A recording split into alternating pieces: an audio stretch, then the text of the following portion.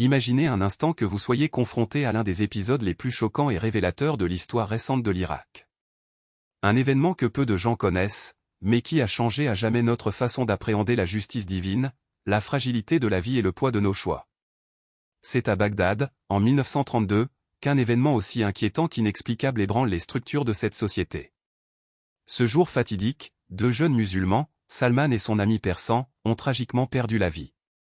Leurs corps ont été retrouvés sur les rives du Tigre, dans des circonstances qui défient encore aujourd'hui toute logique.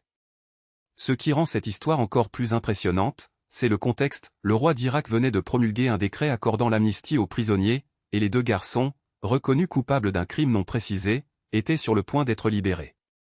L'espoir de recommencer brillait dans ses yeux, mais le destin en avait d'autres projets. Lorsque les autorités sont arrivées sur les lieux, elles ont retrouvé les corps flottants dans les eaux troubles du fleuve. La scène était horrible, des blessures profondes, du sang frais, des signes de violence brutale.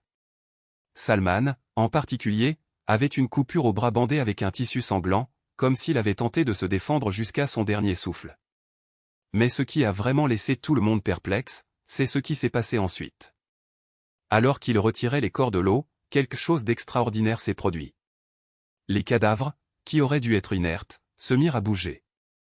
Ce n'était pas n'importe quel spasme, mais un mouvement délibéré, presque surnaturel. Les personnes présentes, terrifiées, ont vu les deux jeunes ouvrir les yeux et reprendre conscience un bref instant. C'était comme si la mort leur avait donné une dernière chance de parler. Et ils ont parlé.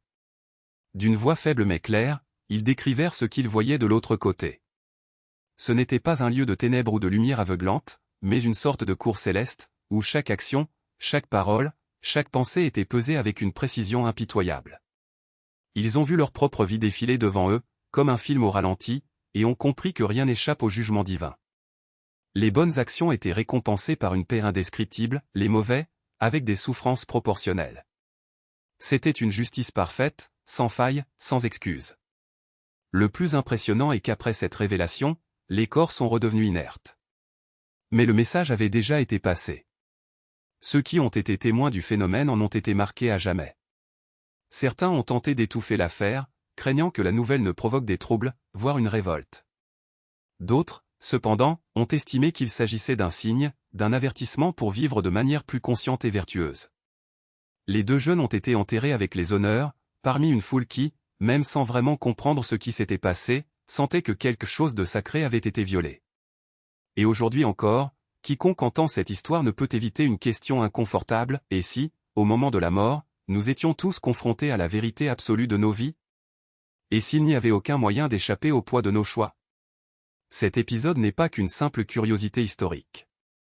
C'est un puissant rappel que la vie est fragile, que la justice existe quelque part au-delà de ce que nos yeux peuvent voir et que chacun de nos actes laisse une marque indélébile. Il est peut-être temps d'examiner plus attentivement nos propres actions, car, en fin de compte, personne n'échappe au tribunal de la conscience. Et si la mort n'était pas seulement une fin, mais une révélation? Imaginez un instant que chaque corps laissé derrière lui ne soit pas seulement de la chair en décomposition, mais un livre ouvert dont les pages racontent des secrets que même les vivants n'osent pas avouer. C'est exactement ce qui s'est passé au Texas, lorsque deux hommes ont été retrouvés dans un état qui défiait toute logique humaine.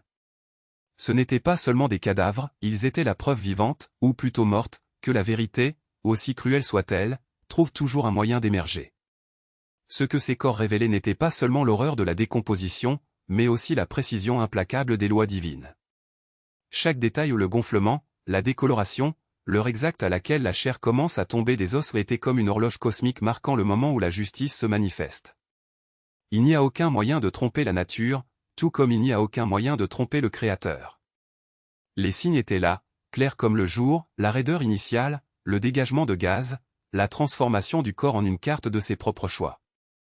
Et lorsque les experts ont examiné ces restes, ils n'ont pas seulement vu de la matière putréfactive, ils ont vu un témoignage silencieux mais éloquent selon lequel rien n'échappe au regard d'Allah. Les sages de l'islam ont toujours enseigné que la mort n'est pas une fin, mais un passage. Et dans ce passage, chaque action, chaque intention, chaque péché ou vertu est enregistré avec une précision qu'aucun tribunal terrestre ne pourrait égaler. Ce que ces hommes ont découvert au Texas n'était pas une exception, c'était une confirmation. La science peut mesurer le temps de décomposition, mais seule la foi en comprend le véritable sens, que même dans la pourriture, il y a de l'ordre, même dans le silence, une voix réclame justice. Et si, au moment où votre corps repose dans la terre, chaque détail de votre vie était exposé? Et si chaque mensonge, chaque trahison, chaque acte de cruauté laissait une marque indélébile sur votre chair, comme une signature de votre propre damnation? Ne vous y trompez pas, la mort n'est pas un juge aveugle.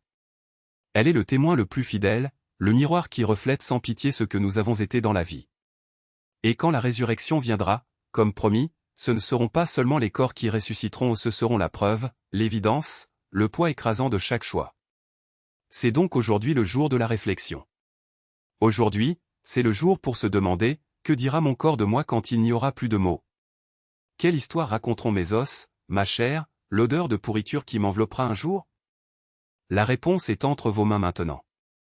Car finalement, ce n'est pas la mort qui nous juge, c'est nous qui, chaque jour, écrivons notre propre phrase. Et Allah, le juste, le miséricordieux, connaît déjà par cœur chaque ligne de ce verdict.